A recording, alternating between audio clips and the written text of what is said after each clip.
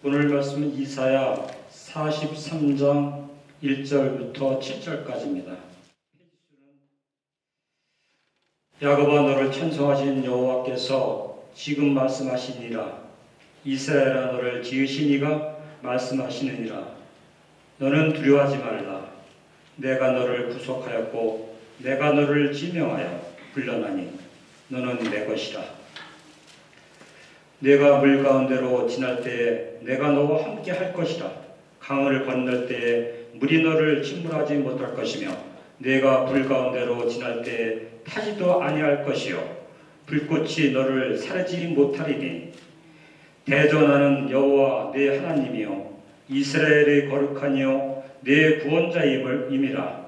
내가 애굽을 너희 속량물로 구스와 스바를 너를 대신하여 주었노라. 내가 내 눈에 보배롭고 존귀하며 내가 너를 사랑하였은즉 내가 내 대신 사람들을 내어주며 백성들이 내 생명을 대신하리니 두려워하지 말라. 내가 너와 함께하여 내 자손을 동쪽에서부터 오게 하며 서쪽에서부터 너를 모을 것이며 내가 북쪽에 이르기를 내놓으라.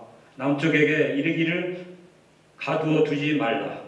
내 아들들을 먼 곳에서 이끌며 내 딸들을 땅끝에서 오게 하며 내 이름으로 불려지는 모든 자 곧 내가 내 영광을 위하여 창조한 자를 오게 하라. 그를 내가 지었고 그를 내가 만들었느니라. 아멘. 지금 시대는 우리 세계적으로 코로나19 바이러스 때문에 특별히 강조 지역은 2차 제조로 인해서 한 달간 지금 50명 이하의 실내 모임 밖에 허락이 돼서 큰 교회에서는 예배를 드리지 못하고 영상으로 지금 예배를 드리고 있습니다. 저희 송월교회도 한 달간 지금 예배에 들어가지 못하고 영상으로 예배를 드리고 있는데, 첫 번째는 부목사 여자 목사님이 7중앙교회 부목사 여목사를 만나가지고 7교회 부목사가 확정이 된 통에 격리가 14일 되는 바람에 첫 번째 영상도 예배를 드리지 못하도록 교회에 들어가지 못할 정도로 좀 어려운 상황입니다. 그런데 세성교회에 와서 예배를 인도하면서 합력하여 선을 이루신 우리 하나님, 이럴 때 좀 적게 모이는 곳에 참 은혜가 있고 자유가 있고 마음대로 모일 수 있으니 얼마나 감사하고 행복할까. 오늘 찬양의 내용도 어려운 시기에 하늘의 꿈을 가지고 미래를 바라보며 찬양하는 그 은혜, 너무나도 은혜를 받으십니다. 이사야서는 예수님이 오시기 전에 약 500년 전에 아기 예수님이 이 땅에 오실 거라는 예언된 말씀입니다. 그리고 오늘 본문의 말씀은 이스라엘 백성들이 앞으로 어떻게 되어 가는가에 대한 예언의 말씀입니다. 보석은 흙이 묻어도 보석이다. 보석은 바로 우리 믿는 성도를 말합니다. 하나님의 백성들을 보석이라고 이렇게 말합니다. 걸레는 빨아도 걸레죠. 아무리 빨아도 걸레는 걸레입니다. 그러나 보석은 흙이 묻어도 보석이죠. 오늘 본문의 이사야 선지자는 이스라엘 백성들을 향해 이렇게 말하고 있는데, 우리 양집사님이 본문의 1절부터 7절에 읽은 말씀 그대로입니다. 이 말씀 내용을 살펴보십시오. 이스라엘 백성들이 애굽에 400년 동안 종살하다가 애굽에서 해당돼서 홍해바다를 건너갈 때 물이 침범하지 않으십니다. 또 불꽃이 너를 사리지 못하리라. 사드락과 메삭과 아베노가 헐헐 타는 불못불에 빠졌지만은 하나님이 머리털 하나도 사리지 않는 축복을 허락해 주었습니다. 자, 오늘 본문에 바빌론이 이스라엘 나라를 쳐들어오자 이스라엘 백성들은 이곳저곳으로 흩어졌습니다. 이방 민족 속으로 도망가서 이방 민족과 함께 살면서 수없이 많은 박해와 핍박을 받았습니다. 그러나 하나님은 이스라엘 백성들을 보혈께 선택하시고 지명하여 부르시면서 보호하여 주시겠다고 약속을 하셨습니다. 그러면서 물 가운데로 지날지라도 물이 침몰치 못하게, 불 가운데로 지날지라도 불이 타지 못하게 보호하여 주시겠다고 약속했습니다. 그리고 말세에는 동서남북에서 돌아오게 하시겠다는 것입니다.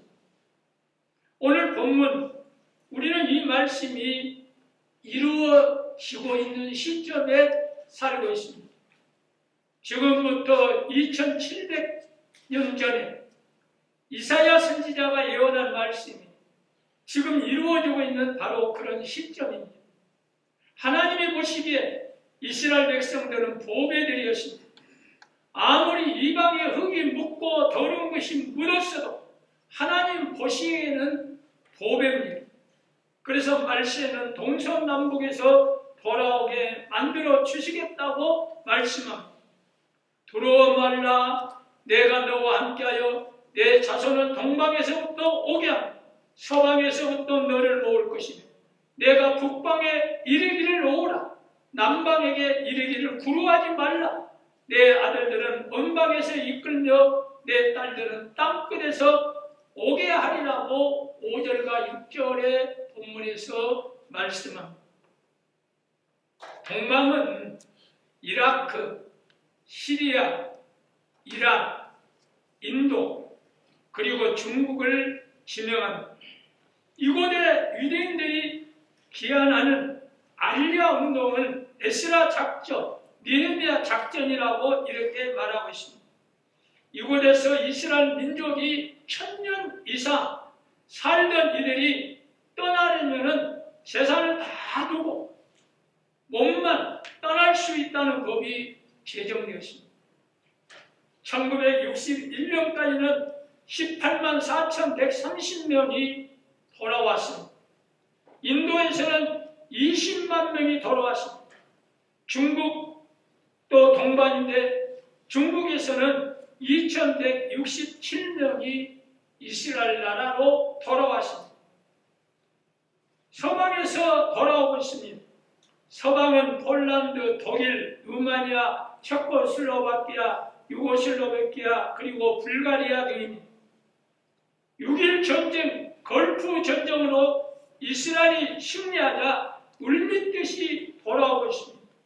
남방에서 돌아오고 있습니다. 남방은 아프리카, 예멘.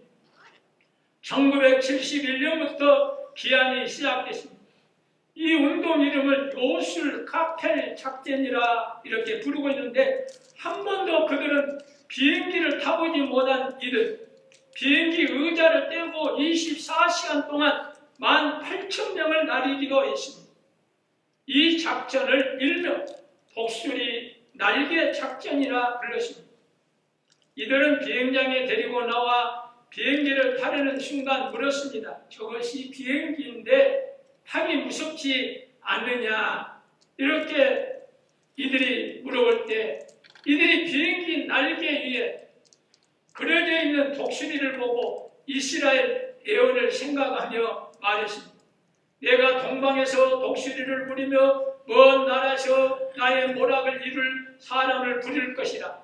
내가 말하였은즉 정령 이룰 것이요 경영하였은즉 정령 행하리라고 이사야 46장 11절에서 말씀합니다. 이들은 이렇게 안심하며 말했습니다.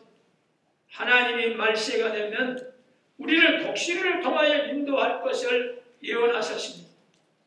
예언을 이루는데 무엇이 무섭습니까? 그래서 이 작전을 일명 독수리 날개 작전이라 이렇게 불렀습니다. 총 41만 4,201명이 남방에서 귀환했습니다. 북방에서 또 돌아왔습니다. 북방은 구소련, 영국, 스페인, 독일, 프랑스에 살고 있는 유대인들이 귀환하고 있습니다. 구소련의 157개 마을에 유대인들이 총 600만 명이나 살고 있었습니다. 그 중에 약 100만 명이 귀환했습니다. 1986년 10월 38명이 제1차 여리고 작전을 감행했습니다. 크렘린이 궁 앞에 모여 해방시켜달라고 생명을 걸고 여리고성을 돌듯이 돌았습니다. 그의 16,000명이 소련에서 풀려났습니다. 1989년 7만 명이 풀려나고 1990년에는 무려 20만 명이 구소련에서 이스라엘 나라로 돌아왔습니다. 매년 귀환하고 싶은 유대인들이 크렘린 궁 앞에서 여리고 작전을 하고 있습니다. 고르바초프의 개방 정책으로 소련에서 유대인들이 급물살을 타고 돌아오고 있습니다. 자, 이스라엘 백성들은 하나님의 보시기에 보석입니다. 이방인들은 이스라엘 백성들은 그렇게 싫어해도 하나님은 보석같이 여기고 있습니다. 오늘 우리 믿음의 성도들은 세상 사람들이 미워해도 하나님 보시기에 보석같은 우리 믿음의 사람들을 사랑하고 있다는 말씀입니다. 왕과 종이 배를 타고 망망한 바다 여행을 하게 되었습니다. 풍랑이 일어서 모두가 이제 죽게 되었습니다. 아우성을 칩니다. 그때 선장이 왕에게 이렇게 말했습니다. 왕이 살 수 있는 길이 하나 있습니다.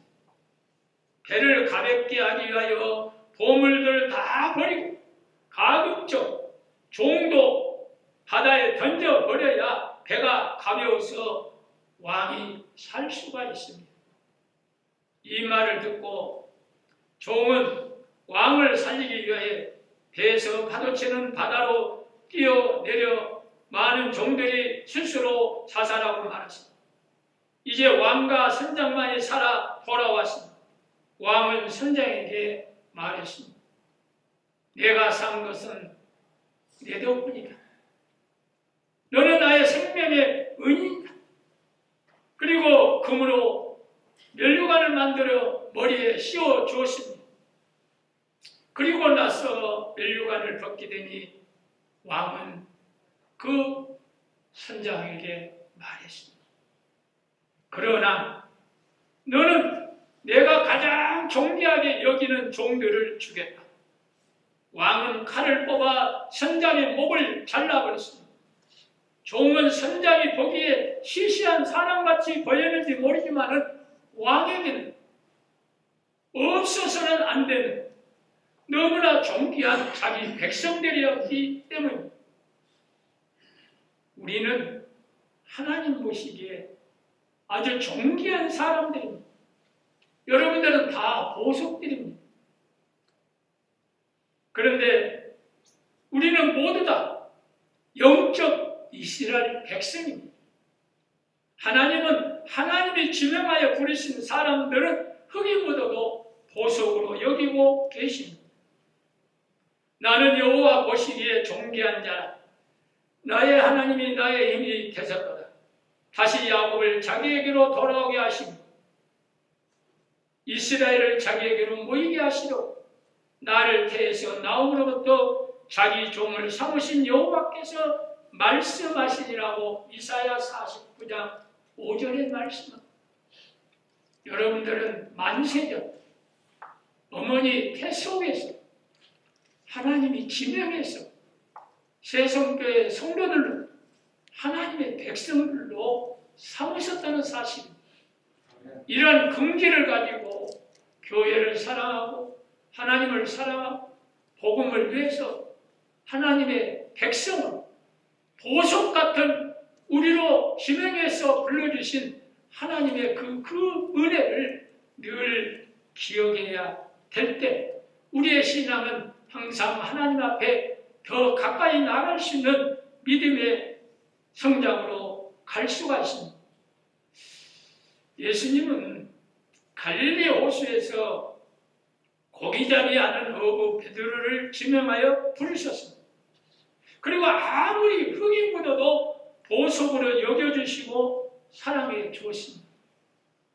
혈기에 흙이 묻어도 하나님의 자녀들입니다. 보석은 흙이 묻어도 보석입니다. 베드로는 예수님의 보석입니다. 비록 베드로에게 혈기에 흙이 묻어 있어도 보석은 보석이십니다. 누가복음 22장 이런 이야기가 나옵니다. 예수님을 잡으러 무리가 왔습니다. 유다는 예수님에게 다가와서 입을 맞추는 아주 가증스러운 일이 있었습니다. 그리고 무리들은 예수님을 강도로 오해하고 몽둥이를 가지고 예수를 잡으러 왔습니다. 베드로는 혈기가 치밀어 올라왔습니다. 마침 베드로는 칼을 지니고 다녔습니다. 베드로는 앞에 있는 대제사장의 종 말고의 머리를 자르려고 내리쳤습니다. 말고는 반사적으로 머리를 피했습니다. 오른편 귀가 잘라졌습니다. 말고의 귀가 떨어져 나가면서 피투성이가 되었습니다. 예수님은 귀를 다시 붙여주시면서 이것까지 참으라고 말씀하셨습니다. 그리고 베드로를 수제자로 그리고 큰 사도로 사용하셨습니다. 비록 혈기에 흙이 묻어도 보석은 보석이었습니다. 내게 비록 혈기에 흙이 묻어 있어도 하나님은 나를 보석으로 사용하십니다. 나는 하나님의 자녀로 보석입니다. 몇 년 전에 시골에 부흥인도회를 가는 일이 있었는데 예수를 영접한 지 얼마 되지 않은 여자 성도가 있었습니다. 남편은 건축업을 하고 있고 시부모가 복숭아 300수를 가꾸다가 세상을 떠났습니다. 그래서 가수원을 물려받았습니다. 그런데 흉년이 들었습니다. 복숭아가 비바람으로 다 떨어져 버렸습니다. 그런데 윤건찰, 교회 나온 지 얼마 안 된 이 건찰은 2천만 원을 그 당시 벌었습니다. 비결이 무엇이냐고 한번 물어봤습니다. 그 비결은 우선 새벽기도에 빠지지 않고 나와서 하나님께 복숭아가 잘 열리기를 빠지지 않고 기도했습니다. 그리고 복숭아밭에 찬송가를 크게 틀어주었습니다. 그리고 제일 좋은 복숭아는 항상 하나님께 먼저 봉헌했습니다. 이웃에게 복숭아를 주려고 해도 상처가 나고 상품 가치가 없는 것을 주어야 하는데 모두가 상품 가치가 있는 좋은 복숭아뿐이었습니다. 그래서 줄 수가 없었습니다. 모든 것이 잘 되고 있었습니다. 아직 믿음이 무엇인지 모르는 초신자였습니다. 그러나 하나님께서는 보석같이 여기면 축복하여 주시고 보석같이 여기시면 하나님은 모여서 유를 창조하십니다. 예쁘게 믿음이 자라는 것을 보고 기뻐했습니다. 저 역시도 청년 시절에 총각 집사를 했고 서리 집사 7년을 하고 늑대 신학을 다녔는데 총각 집사 때 주일밤 예배를 드리고 이제 집으로 오고 있는데 춘천시 주안면 파출소 지서, 그때는 지서라고 하는데 파출소 담벼락 옆에 무당 구슬하고 있어요. 사람들이 한 20명 둘러싸서 무당 구슬하고 있는 그 광경을 보고 있어요. 보니까 오락줄을 감고 있어요. 근데 사연을 알아보니까 3일, 8일 장이 시골장인데 어느 날 장에 시골에서, 먼 시골에서 한 사람이 와갖고 모처럼 술을 먹고 술에 취해서 집을 찾지 못하고 그 담벼락에 잠을 자다가 추운 겨울에 얼어서 동사가 죽었어.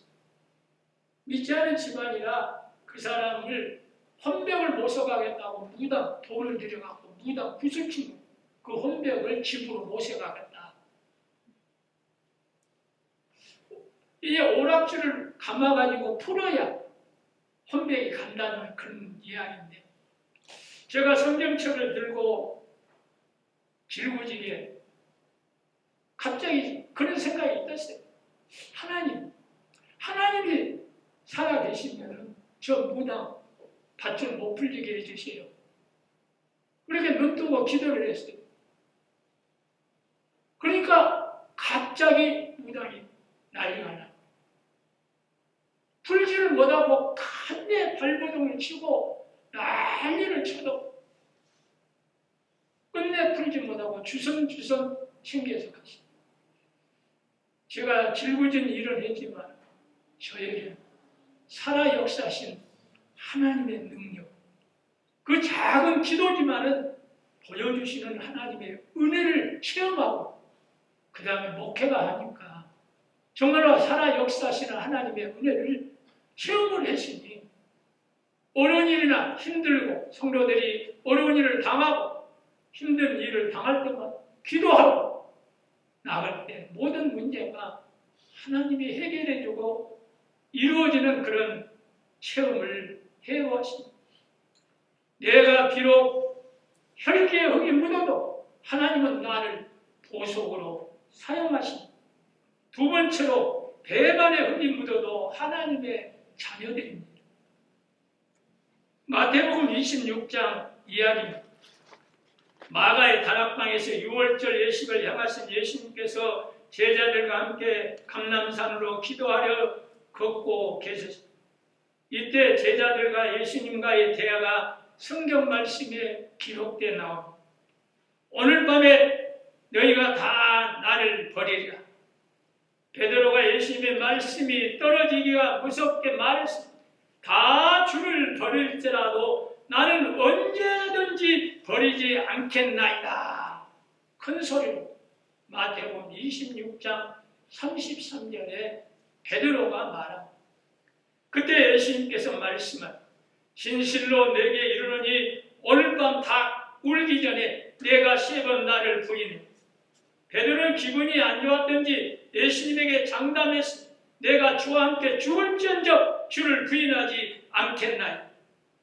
예수님이 잡히셔서 재판을 받고 있을 때 계집 중 하나가 베드로를 보고 말합니다. 너도 갈릴리 사람 예수와 함께 있었다.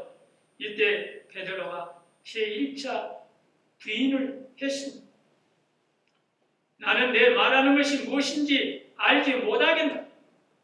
베드로는 어느덧 앞문까지 갔습니다. 그 여자가 또 말했습니다. 이 사람은 나사렛 예수와 함께 있었거다. 이번에는 베드로가 맹세를 하며 부인했습니다. 내가 그 사람을 전혀 알지 못한노라. 조금 후에 곁에 섰던 사람들이 또 말했습니다. 너도 진실로 그 당이나 내 말소리가 너를 편하였다. 이제 베드로가 3번째 부인했습니다. 이번에는 저주까지 하였다고 말하고 있습니다. 저가 저주하며 맹세하여 가로되 이렇게 성경은 말하고 있습니다. 내가 그 사람을 알지 못하노라. 3년간이나 주님을 따르며 수석 제자라는 사람, 그 어려운 일을 당할 때 예수님을 모른다고 3번 부인을 했습니다. 이때 닭이 울었습니다. 베드로는 예수님이 닭 울기 전에 내가 3번 나를 부인하리라 하심이 생각나서 밖에 나가서 심히 통고가 있습니다. 이렇게 베드로에게는 배반의 흙이 묻었습니다. 그러나 보석은 흙이 묻어도 보석입니다. 그런 베드로를 예수님은 대사도로 사용하셨습니다. 세 번째로 사탄의 흙이 묻어도 하나님의 자녀입니다. 보석은 흙이 묻어도 보석입니다. 예수님이 보석같이 여기는 베드로를 향하여 예수님은 사탄이로까지 말한 적이 있습니다. 기독교인들에게 최고의 모욕은 사탄이라고 이렇게 부를 때입니다. 베드로에게 예수님이 사탄이라고 야단친 배경은 이러합니다. 예수님이 십자가에 못 박혀 돌아가시기 전에 제자들을 데리고 가이사랴 빌립보로 가셨습니다. 그리고 여론 조사를 했으니 사람들이 나를 누구라 하느냐 하더라. 그때 제자들은 자기들이 들은 말을 그대로 예수님에게 전했습니다. 어떤 이들은 세례 요한이라, 어떤 이들은 엘리야, 또 에레미야라고 하기도 하고, 어떤 이들은 선지자로 하기도 합니다. 그때 예수님이 물으십니다.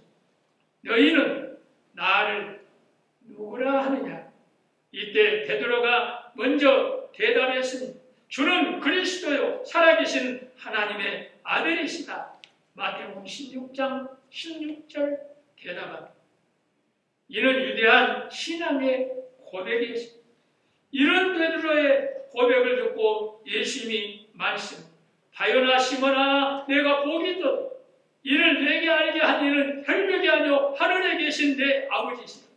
또 내가 내게 이르노니 너는 베드로라. 내가 이 반석에 내 교회를 세우리니 음부의 권세가 이기지 못하리라. 내가 천국 열쇠를 내게 주리니 내가 땅에서 무엇이든지 매는 하늘에서도 매일 것이요 내가 땅에서 무엇이든지 풀면 하늘에서도 풀리라. 마태복음 16장 17절부터 19절의 말씀. 이제 제자들이 예수님에 대하여 분명히 알고 있는 것을 아셨습니다. 그래서 예수님은 앞으로 되어질 일을 알려주셨습니다. 예수님이 예루살렘에 올라가 장로들과 대제사장들과 서기관들에게 많은 고난을 받고 죽임을 당하고 제3일에 살아나야 할 것을 제자들에게 비로소 가르쳤습니다. 이때 베드로가 예수님을 붙들고 말했습니다. 주여 그리 마옵소서. 일이 결코 주에게 미치지 아니하리라. 이렇게 마태복음 16장 23절의 말씀.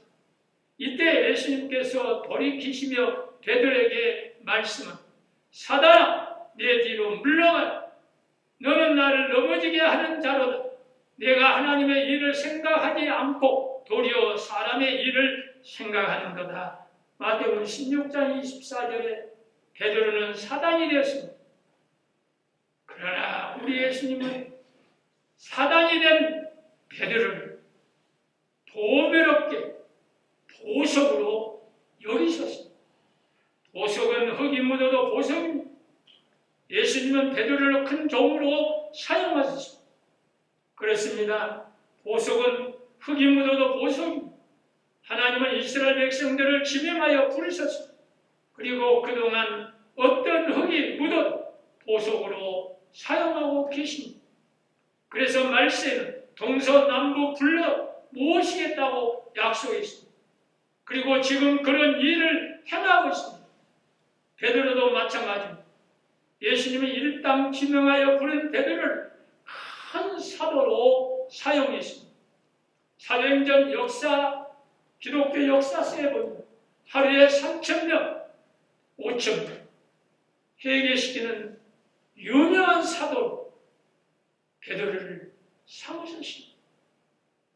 베드로는 실수 많고 흙이 묻어 베드로는 사단이라는 말을 들었지만 그가 회개하고 하나님의 큰 일꾼 사도로 사용하게 되십니다. 로마에 복음을 증거하는 사도로 사용했습니다. 지금 세계적으로 가장 크고 아름다운 성전은 로마에 있는 성 베드로 성경입니다. 한 12년 전에 노마야를 이제 성지순례를 했는데 무려 3시간 줄 서가지고 기다려서 이렇게 베드로 성전을 관람한 일이 있습니다. 매일매일 그렇게 많은 사람들이 옵니다. 무려 3시간 줄 서가지고 이렇게 여행을 하더라도 세계에서 많은 기독교인들이 오고 있습니다. 베드로 그림자만 지나가도 병이 낫는 사도로 사용했습니다. 로마의 복음을 증거하는 사도로 사용했습니다. 지금 세계적으로 가장 크고 아름다운 성전은 로마에 있는 성 베드로 성. 종교 개혁을 일으키게 된 동기가 이 성 베드로 성전 때문입니다. 하나님은 보석을 아무리 흙을 묻어도 보석으로 사용해 주셨습니다. 아무리 베드로가 혈기에 흙이 묻어도 배반의 흙이 묻어도 아무리 사탄의 흙이 묻어도 예수님은 흙 묻는 보석 베드로를 크게 들어 사용했습니다. 사랑하는 새성교회 성도 여러분, 여러분들도 마찬가지입니다. 하나님이 지명하여 부르신 하나님의 보석들입니다. 그래서 아무리 흙이 묻어도 보석으로 사용하실 것입니다. 앞으로 유일한 일꾼으로 놀라운 성도, 크신 일꾼으로 사용해 주실 것입니다.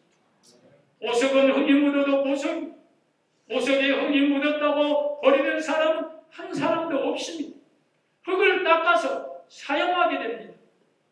우리 한 번에 마실 것인데 애초없이 보석은 흙이 묻어도 보석이다.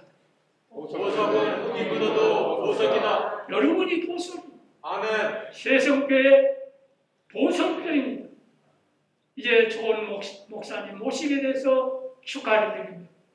이제 오신 목사님 모시고 열심히 기도한 대로 새로운 성전을 준비하고 새롭게 해서 이제 더 열심히 해서 이전보다 더 많은 성도들이 모이고 교회가 아름다워지고 성장할 수 있는 우리 새성교회가 되어지기를 바랍니다. 아멘. 마지막으로 이런 이야기 하나 드리고 마치려고 합니다.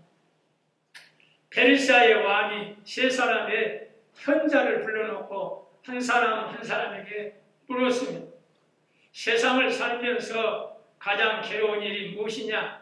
이렇게 질문할 때 한 사람은 이렇게 대답, 뭐니 해도 늙어서 가난하게 되는 것입니다.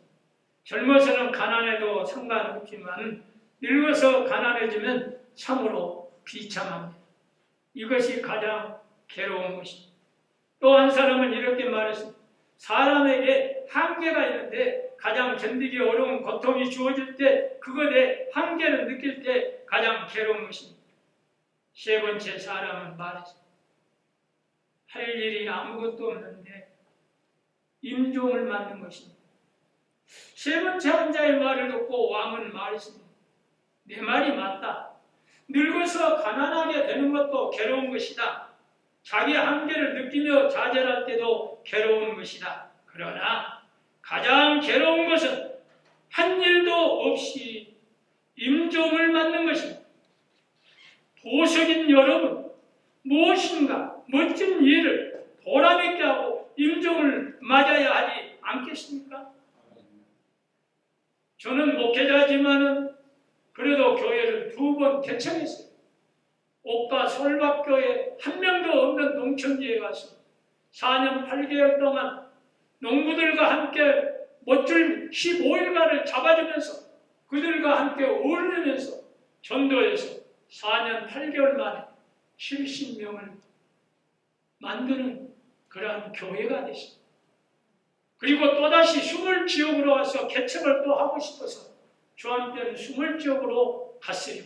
거기서 떠나지 않아야 할 텐데 그 대신 세희망교회 잘 목회하는 허태훈 목사님, 제가 신학교 1학년 때 교육전도사인데 70명이 모이는 담임 목사로 제가 청경을 해서 그 교회, 오늘 솔밭교회는 장로님 6분에 2,000평 대지 사택 그리고 교육관 큰 교회 예배 아주 훌륭하게 교회가 농촌교회지만은 잘 성장.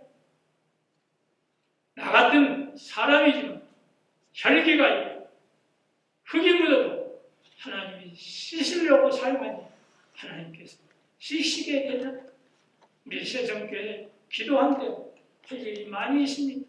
기도할 제목이 많이 있습니다. 그러나 좋은 목사님 모시게 된 것 다시 한번 축하를 드리고 목사님 모시고 이전보다 10년 전에 왕성했던 제가 노예함 때 와서 2번 임직식하고 할 때 그래도 많이 모여서 식시간 그런 교회 모습을 되살려서 수년 안에 붕의 역사가 일어나기를 주의 이름으로 축원합니다. 보석인 우리 세성교회 성도님 무엇인가 멋진 일을 보람있게 하고 멋지게 하나님께 영광을 돌리는 모든 성도들이 되시기를 주의 이름으로 축원합니다. 하나님 감사합니다. 이곳에 세성교회를 허락해 주시고 지금까지 하나님의 영광 돌리게 하심을 감사합니다. 그러나 다시 교회를 서로 옮겨야 할 현장 입장이십니다. 좋은 곳에 교회를 세울 수 있게 하시고 또 특별히 감사할 것은 우리 목사님 좋은 분 즉시 모시게 하심을 감사합니다. 오시는 유 목사님 기억해 주시고 우리 성도들과 함께 힘차게 세성교회를 부흥하고 성장시키며 이 지역사 안에 아름다운 교회, 소문난 교회로 우뚝 서게 하여 주시옵소서. 보석 같은 세성교회 모든 성도들 큰 자부심을 갖고 열심히 섬기게 하고 열심히 교회 생활하고 열심히 전도할 수 있도록 은혜를 베풀어 주시옵소서. 아멘. 예수님의 이름으로 기도드립니다. 아멘. 이제는 주 예수 그리스도의 은혜와 하나님의 무한하신 사랑하심과 성령님의 감동, 감화, 교통하심이 오늘 또 복되고 거룩한 주일 세성교회에 나와서 예배드리는 모든 성도들 머리머리 위와 그들의 가정과 직장과 사업 위에 그리고 자녀들 위해 그리고 미처 나오지 못한 성도들까지 축복하심 그리고 새로운 교회 건축을 위해서 꿈을 꾸며 기도하는 모든 성도들 머리머리에 축복하심 이제로부터 영원히 함께 있기를 축원하옵나이다. 아멘.